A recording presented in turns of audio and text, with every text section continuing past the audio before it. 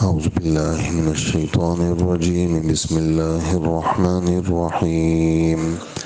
النبي أولى بالمؤمنين من أنفسهم وأزواجه أمهاتهم وأولو الأرحام بعضهم أولى ببعض في كتاب الله من المؤمنين والمهاجرين إلا أن تفعلوا إلى أوليائكم معروفا كان ذلك في الكتاب مسطورا صدق اللہ العظیم۔ سورہ احزاب ہماری شروع ہے اور پہلا رکوع ہے اور چھٹی آیت ہے۔ سورہ احزاب کے شروع سے لے کر اخیر تک ان مضامین کا اکثر و بیشتر تعلق حضور صلی اللہ علیہ وسلم کی ذات گرامی کے ساتھ ہے۔ آپ صلی اللہ علیہ وسلم محبوب ہیں اور آپ علیہ الصلاۃ والسلام ہر لحاظ سے کائنات کی یعنی اللہ کے بعد جتنا بھی تعظیم کا حق ہے، اکرام کا حق ہے، وہ صرف محمد صلی اللہ علیہ وسلم کو حاصل ہے، اور آپ صلی اللہ علیہ وسلم کے برابر کوئی بھی نہیں ہے۔ تو چونکہ اللہ کے رسول نے پچھلی 3 باتیں گزشتہ کل کہ لوگوں کے دلوں یعنی بدن میں 2 دل نہیں ہیں، اسی طرح اگر کوئی اپنی بیوی کے ساتھ کوئی ایسا جملہ کہے تو وہ سگی ماں نہیں بن جاتی، اسی طرح منہ بولا بیٹا وہ سگا بیٹا نہیں بنتا۔ تو اللہ کے رسول نے جیسے زید ابن حارثہ میں نے گزشتہ کل عرض کیا تھا، یہ حضور کے منہ بولے بیٹے تھے۔ ان کے نکاح میں حضور کی پھوپھی ذات حضرت زینب تھی، زینب بنت جحش، اور پھر اس کے بعد ایسا ہوا کہ ان کا آپس میں توڑ ہوا، طلاق ہو گئی۔ پھر اللہ جل جلالہ نے حکم دیا کہ آپ نے زینب سے نکاح کرنا ہے تاکہ یہ رسم قیامت تک کے لیے ٹوٹ جائے۔ تو اس میں بھی آپ صلی اللہ علیہ وسلم کو تکلیفیں دی گئیں، آپ کے خلاف باتیں کی گئیں، مختلف قسم کے جملے کسے گئے۔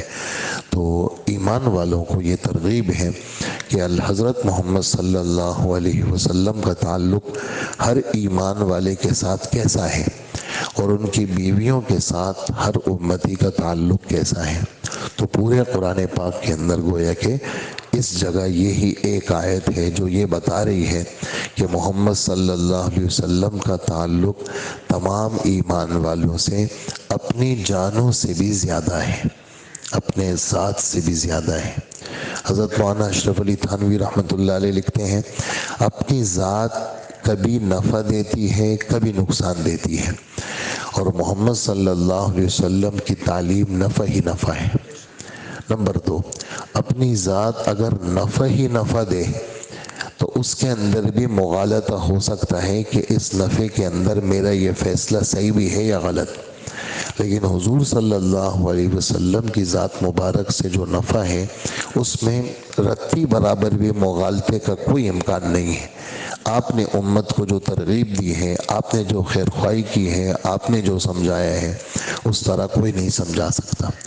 تو اللہ اور پھر حضور صلی اللہ علیہ وآلہ وسلم خود فرماتے ہیں کہ میں بخاری شریف میں حضرت ابو ہریرہ رضی اللہ عنہ کی حدیث ہے، انا اولا بکل مؤمن، انا اولا بکل مؤمن فی الدنیا وفی الآخرہ، میں ہر ایمان والے کے ساتھ اس کی جان سے بھی میرا زیادہ تعلق ہے، دنیا کے اندر بھی اور آخرت کے اندر بھی۔ اور اعلان فرما رہے ہیں کہ لا یؤمن احدکم حتی اکون احب الیہ من والدہ وولدہ والناس اجمعین، تم میں سے کوئی شخص مومن ہی نہیں ہو سکتا جس کے نزدیک میری محبت اس کی ذات سے، اس کے ماں باپ سے، اس کے بیوی بچوں سے، تمام لوگوں سے میری محبت جب تک زیادہ نہیں ہوگی تو اس کا ایمان کامل ہی نہیں ہے، تو وہ مومن نہیں ہے۔ اچھا جی، کون سی محبت کا مطالبہ ہے؟ یہ بات ہمارے مختلف بیانات میں آتی رہتی ہے کہ محبت کی بھی قسمیں ہیں۔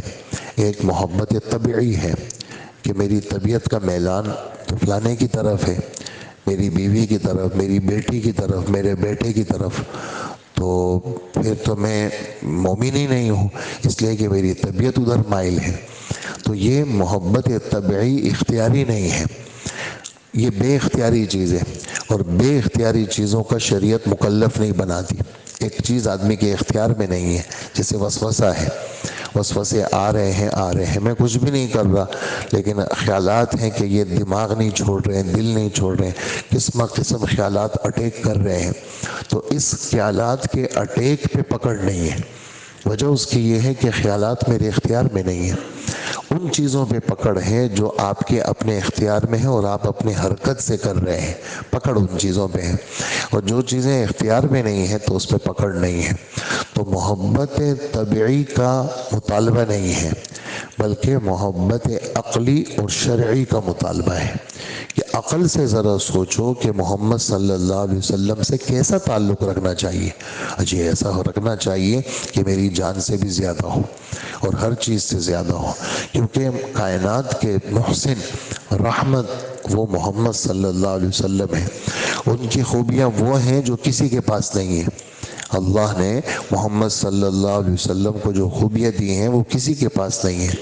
تو محبت عقلی اور شرعی کا مطالبہ ہے۔ شرعی کا مطلب کیا ہے کہ جو قرآن و حدیث نے لکھا ہے کہ محمد صلی اللہ علیہ وسلم سے کیسا تعلق رکھو، اجی ہر لحاظ سے محمد صلی اللہ علیہ وسلم سے میں ایسا تعلق رکھوں گا جو میری جان سے بھی زیادہ ہو۔ تو ایک تو محبت ہے، پھر حقیقی چاہنے والا کون ہے؟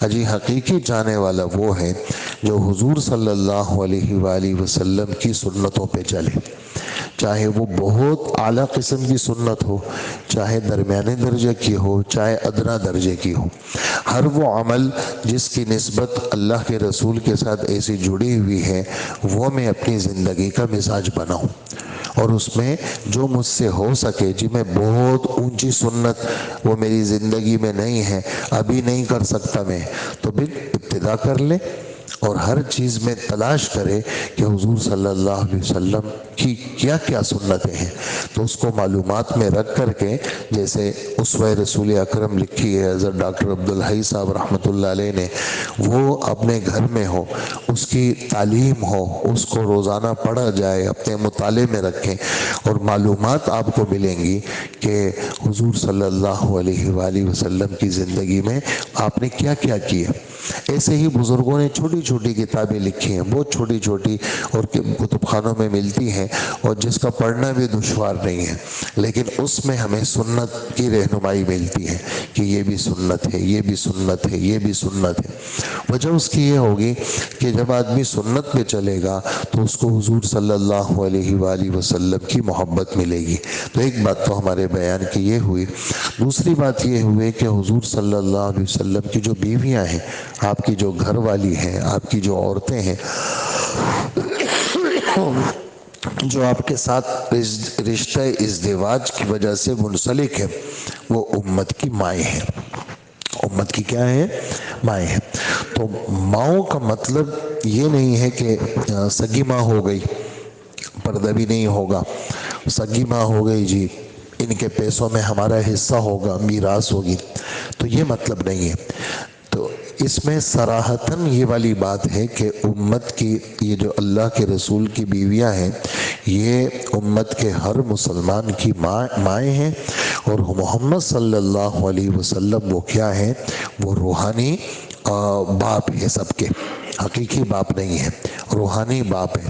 روحانیت ملی ہے اللہ کے رسول کی برکت سے قیامت تک کے سارے انسانوں کو، اور امت آپ کی جو بیویاں ہیں وہ امت کی مائیں ہیں، اور ماؤں سے تعبیر اس لیے کیا کہ ان کی تعظیم کرنا، ان کا ادب کرنا، ایک رتی برابر بھی کوئی جملہ کسی بھی زوجہ کے متعلق زبان سے نکالنا یا دل دماغ میں اس پر اٹیک کرنا، زبان سے نہیں ہے لیکن دل دماغ میں ان کے بارے میں کچھ سوچنا، یہ انسان خطرے سے خالی نہیں ہے، یہ حرام ہے یہ چیزیں۔ وجہ اس کی یہ ہے کہ ہمارے رب نے امت کی نبی کی بیویوں کو مائیں کہا ہے۔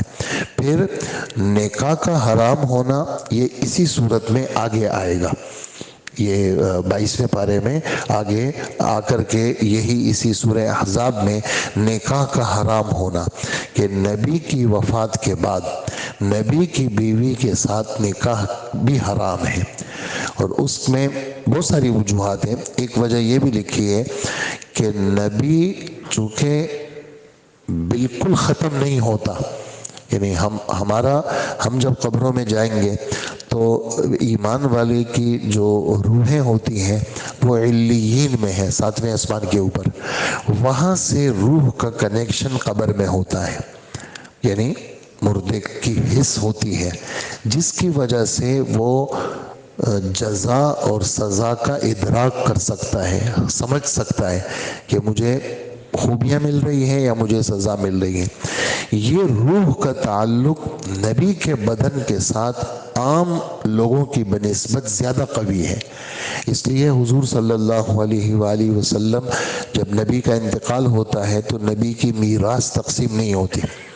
نبی کا انتقال ہوتا ہے تو نبی کی بیوی کے ساتھ شادی نہیں ہو سکتی. وجہ کیا ہے کہ نبی بس یہاں سے گیا وہاں چلا گیا عالم برزخ میں، اور روح کا تعلق نبی کے ساتھ وہ زیادہ مضبوط ہے بنسبت عام مردوں کے. اسی وجہ سے یہ جملہ نبی فرماتے ہیں کہ فَنَبِيُّ اللَّهِ حَيٌّ يُرْزَقُ، کہ نبی جو ہوتے ہیں وہ قبروں میں زندہ ہوتے ہیں اور اللہ جل جلالہ کی طرف سے ان کو روزی دی جاتی ہے.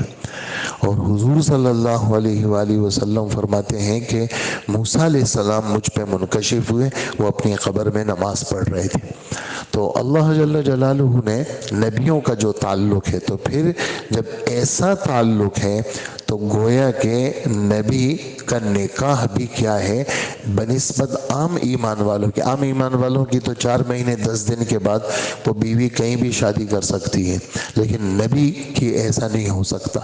ایک تو امت کی مائیں ہو گئی نبی کی بیویاں، اور دوسرا یہ ہے کہ وہ جو رشتہ ہے نبی کا وہ ختم نہیں ہوا، وہ رہے گا اس طرح اور مضبوط رہے گا. وجہ یہ ہے کہ نبی کی روح کا تعلق بدن کے ساتھ عام ایمان والوں کے زیادہ مضبوط ہے. تو امت کی ماؤں کا ادب اور احترام کرنا. اب اس میں یہ شبہ پیدا ہو سکتا تھا کہ نبی روحانی باپ ہو گئے، امت بیویاں مائیں ہو گئی، پھر ایسا ہوگا کہ میراث چلے گا. تو ارشاد فرمائے کہ نہیں، میراث نہیں چلے گا. نبی کا جتنا مال ہوتا ہے وہ سب اللہ کے نام پہ خیرات ہوتا ہے. نبی کے پیسوں میں میراث نہیں ہوتی. جیسے حضرت فاطمہ میراث کے طلب کے لیے تشریف لائی تھی حضرت ابو بکر کے پاس، حضرت عمر کے پاس، حضرت ابو بکر کے پاس. حضرت عمر کے دور میں تو وفات پا گئی تھی. تو حضرت ابو بکر نے یہ کہا کہ حضور صلی اللہ علیہ وسلم کی یہ بات آپ نے فرمائی ہے کہ ہم نبیوں کی جماعت ایسے ہوتے ہیں کہ ہمارا جو بھی پیسہ ہماری موت کے بعد بچ جاتا ہے وہ سب اللہ کے نام پہ خیرات ہوتا ہے، اس پہ میراث نہیں چلتی. حضرت فاطمہ رضی اللہ عنہ کو یہ جواب دیا حضرت ابو بکر رضی اللہ. پھر حضرت علی آئے تھے حضرت عمر کے پاس، تو ان کو بھی یہی جواب ملا کہ نبی کا جو مال ہے وہ خیرات ہوتا ہے. تو باقی جو رشتہ داریاں ہیں اس میں 3 قسم کی رشتہ داریاں ہیں. ایک وہ لوگ ہیں جن کا حصہ خود اللہ نے مقرر کیا ہے، جیسے بیٹا ہے، بیٹی ہے، اسی طرح بیوی ہے، اسی طرح شوہر ہے. ان کے حصے ہمارے رب نے مقرر کیے ہیں. 4 پارے کے اندر سورہ نساء کے 2 رکوع میں اللہ پاک فرماتے ہیں میں تمہیں وصیت کرتا ہوں کہ حصے یہ ہیں. ایک وہ حصے ہیں جس کا ذکر احادیث مبارکہ کے اندر ہے. ایک کو عصبہ کہتے ہیں. عصبہ جیسے ددیالی رشتہ دار، جیسے چچا ہو گئے، اس کو عصبہ سے تعبیر کرتے ہیں. بھائی ہو گئے، میرے اپنے بھائی ہو گئے، اس کو بھی عصبہ سے تعبیر کرتے ہیں. تیسری قسم کے وہ رشتہ دار جس کا تعلق جیسے مثال کے طور پر خالہ ہے، جیسے پھپھی ہے، ان کو اولو الارحام کہتے ہیں. تو یہ 3 قسم کے لوگ ہیں جن کے حصے شریعت نے مقرر کیے ہیں اپنے اپنے تفصیلات کے ساتھ. تو ہمارے رب فرماتے ہیں تیسری بات بیان کی کہ یہ جو میراث کا پیسہ ہے اس کے حقدار اپنے رشتہ دار ہیں. تمہارا بیٹا ہے، تمہاری بیوی ہے، تمہاری بیٹیاں ہیں، یہ رشتہ دار ہیں. اور عام ایمان والے اگر تمہارے رشتہ دار نہیں ہیں، چاہے وہ مہاجرین ہو یا انصار ہو، تو اللہ نے جب قرآن میں اور نبی نے حدیث میں ذکر نہیں کیا تو ان کو میراث کا حصہ نہیں ملے گا۔ ہاں، اس نے تمہاری خدمت کی، تمہارا دوست ہے، رشتہ دار بھی ہے اور یاری دوستی بھی ہے، یا رشتہ دار نہیں ہے تمہارا اور دوستی یاری ہے، تمہارے ساتھ اس کے تعلقات، روابط، خدمت کے حوالے سے اچھے ہیں، تو تم میراث سے ہٹ کر کے اس کو کوئی ہدیہ وغیرہ، کوئی چیز، کوئی تحفے کے طور پر تم اس کے لیے مقرر کر سکتے ہو، لیکن میراث کا جو حق ہے وہ اپنے سگے رشتہ داروں کا ہے۔ یہ بیان کی تیسری بات ہوگی۔ اور آخری ٹکڑے میں یہ بات فرماتے ہیں کہ ان باتوں کو ادھر ادھر کی باتیں مت سمجھو، یہ لوح محفوظ کی لکھی ہوئی باتیں ہیں۔ یہ کس کی باتیں ہیں؟ ہاں، کان ذالک فی الکتاب مستورا، کتاب لوح محفوظ، مستورا لکھی ہوئی۔ یہ اوپر کی بات تھی جو تمہارے سامنے یہاں پیش کی گئی کہ نبی کا تعلق ایمان والوں کے ساتھ ان کی جانوں سے بھی زیادہ ہے۔ نمبر 2، ان کی بیویاں تمہاری مائیں ہیں۔ نمبر 3، ان نبی کے مال میں یا ان کی بیویوں کے مال میں تمہارا کوئی حصہ نہیں ہے، بلکہ اپنے اپنے رشتہ دار جو ددیالی رشتہ دار ہیں، ننیالی ہیں، تمہارے صلبی اولاد ہیں، تمہارے بیٹے ہیں، بیٹیاں ہیں، تمہارے مال میں ان کا حق ہے، اور عام لوگوں کی بنسبت۔ لیکن عام آدمی نے تمہاری خدمت کی ہے، تمہاری یاری دوستی ہے، تو اس کو بھی دے دو کچھ۔ اور یہ جو 3 باتیں تم نے سنی، یہ لوح محفوظ کی لکھی ہوئی بات تھی، یہ ادھر ادھر کی بات ہم نے تمہارے سامنے نہیں کی۔ تو یہ ہمارا درس تھا آج کا۔ اللہ پاک ہمیں عمل کی توفیق عطا فرمائے۔ ارشاد فرماتے ہیں کہ ایمان والوں کے لیے یہ نبی ان کی اپنی جانوں سے بھی زیادہ قریب ہیں، اور ان کی بیویاں ان کی مائیں ہیں۔ اس کے باوجود اللہ کی کتاب کے مطابق جو اپنے پیٹ کے رشتہ دار ہیں، رحم کے رشتہ دار ہیں، یعنی بیٹا ہے، بیٹی ہے، اور اسی طرح بیوی ہے اور شوہر ہے، یہ جو رشتہ داریاں ہیں، دوسرے مومنوں اور مہاجرین کے مقابلے میں ایک دوسرے پر میراث کے مقابلے میں زیادہ حقدار ہے۔ یعنی عام لوگوں کو بسا اوقات ایسا ہوتا ہے آدمی اپنے رشتہ داروں کو محروم کرتا ہے، دوسروں کو نوازتا ہے، تو اس میں تنقید ہے اس پر کہ ایسا نہ کرو۔ اللہ نے یہ رشتہ دار تمہارے بنائے ہیں، اپنے رشتہ داروں کا زیادہ خیال رکھو بنسبت غیروں کے۔ ہاں، اگر تم اپنے دوستوں کے حق میں کوئی وصیت کر جاؤ، تمہارا کوئی تعلق والا ہے، دوست ہے، تو یہ اور بات ہے، کوئی نیکی کر لو اس کے ساتھ، تو اس کی بھی تمہیں شریعت اجازت دیتی ہے، اور یہ سب باتیں لوح محفوظ کی لکھی ہوئی ہیں۔ اللہ پاک عمل کی توفیق عطا فرمائے۔